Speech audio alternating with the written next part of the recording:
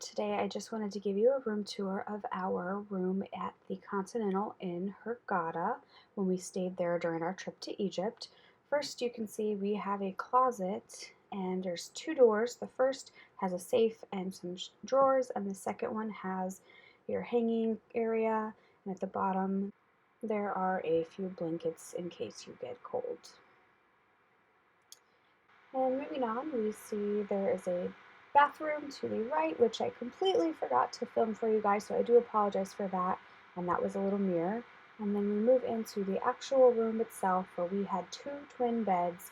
So my husband and I each got our own bed, and it was quite lovely. Right here we have the area for your luggage storage, and then we have a little table, like a little desk area, and our little mini bar, and below that is the refrigerator.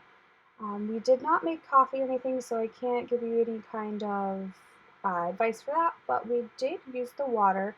There is a water bottle sitting there, and that does come complimentary as well, which you will definitely need to drink a lot of water.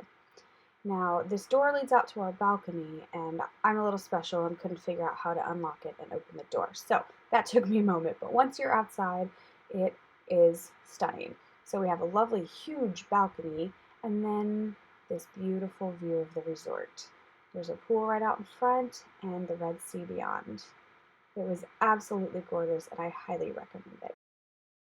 If you like this video, then please hit that thumbs up and hit subscribe for my next update.